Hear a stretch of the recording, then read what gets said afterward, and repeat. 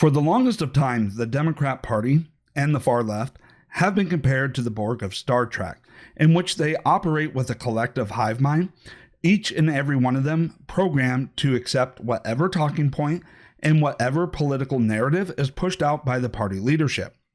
And yet today, that hive mind that made them so dominant in politics and culture has been fractured. And of all things, what they are having a hard time coming together on is the idea that political violence is bad. You have some on the left who are going out there pointing out that, hey, this is going to be counterproductive, it's working against us. Violence never works out in gaining political power.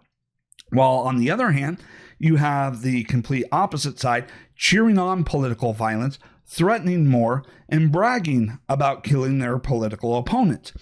And then you have those in the middle who are not directly calling for violence, but they sure are doing everything that they can to motivate the next would-be assassin to take action.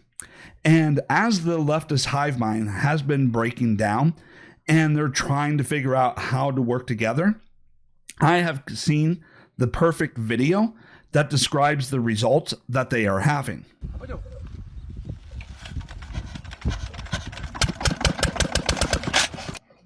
A complete and total disaster. Now, what did they think was going to happen when having no talking points, having absolutely no ability to defend their positions, all they could do is demonize their political opponents? Well, eventually, that demonization stops working on their political opponents. They stop trying to defend themselves against the accusations. They stop caring what you have to say because they already know that you're just going to demonize them no matter what, unless they completely bend the knee. And when your entire ideology is based off of trying to force other people to bend the knee to submit to whatever it is you want to do, what's going to happen? You're going to go ahead and eat your own.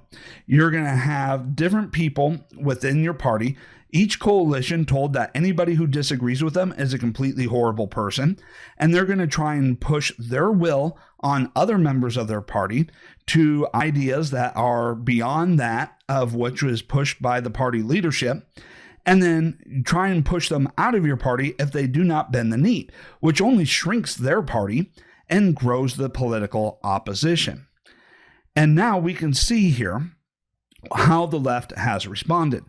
And it is surprising to me, to some extent, what side is on the politically savvy, on the, hey, we know that political violence is bad, and those who are doing everything that they can to try and encourage and stoke the insane people to do more.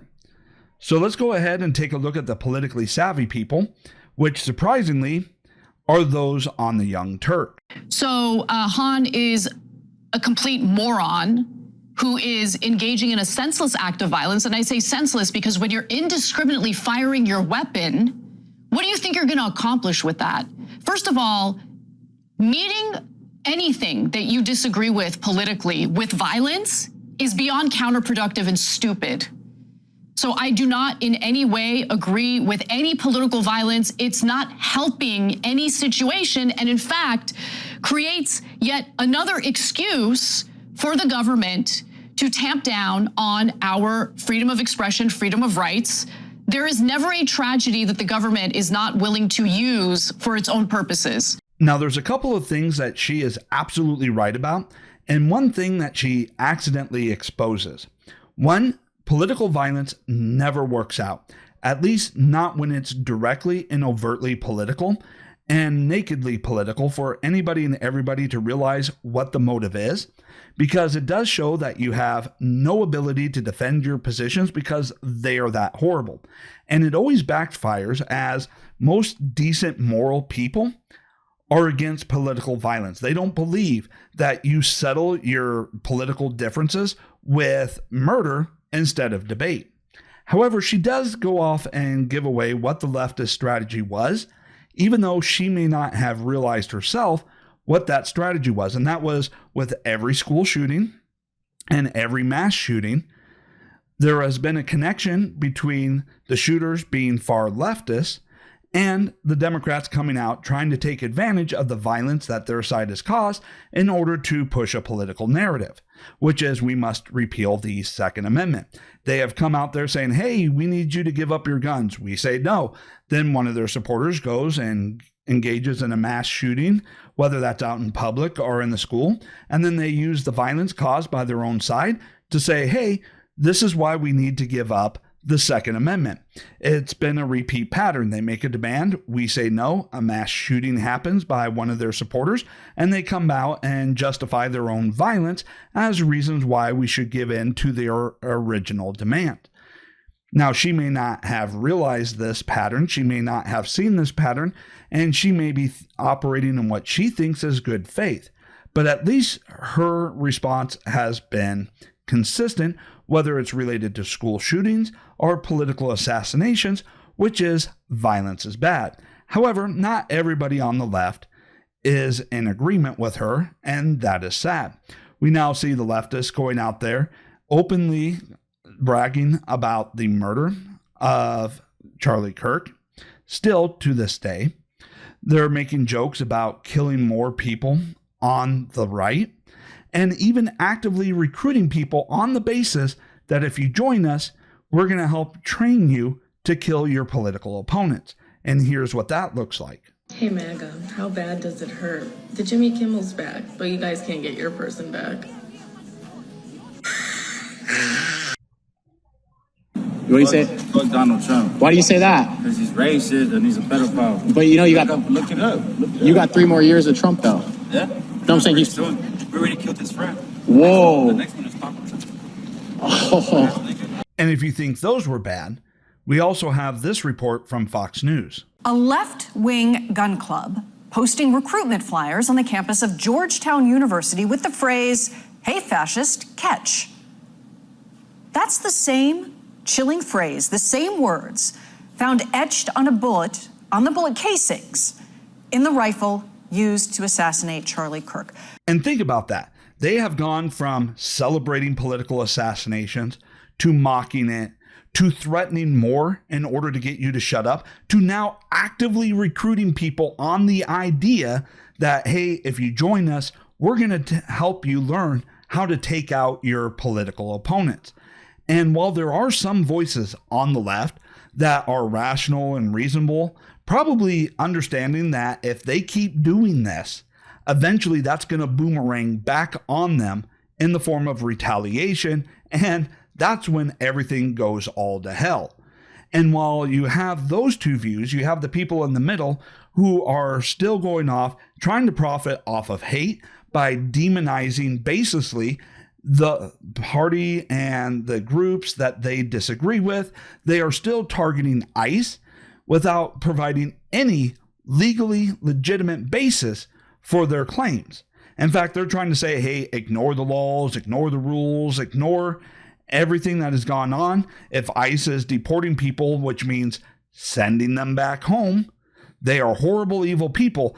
And while they're not on the level of destiny of directly calling for violence, they are doing everything they can to dehumanize and motivate violence by saying, hey, if you don't do this, we're going to be in Nazi Germany. And here's what one of the people, I guess, is prominently on the left, is saying in order to help motivate the next would-be assassin. You know, as per usual, I cannot keep up with the horrors that come out from the ICE Gestapo and what they're up to. So as you all know, Trump decided to superfund the ICE Gestapo and gave them over $100 billion in his big bullshit bill. And basically what they've become is a domestic police force. They're bigger than like the entire budget of the Israeli military and a bunch of militaries around the world. And now they hyper police this country. And a lot of these people are former or current Proud Boys or from white nationalist groups. You have people from deep red places in America that are signing up to basically go invade blue parts of the country. It's very, very disturbing what's happening. The reason they're all covering their faces is, of course, because they know they're committing crimes and they know what they're doing is not acceptable. And while not directly as overt as someone like Destiny, you can see what the narrative is here.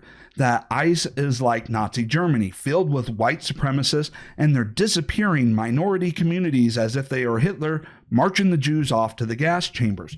They know that this narrative is completely false, as they did absolutely nothing, spoke out in no way, shape, or form when under the Biden administration or under the Obama administration, ICE was going out there, capturing those in the country illegally and deporting them, although it wasn't hitting the headlines because it wasn't politically convenient.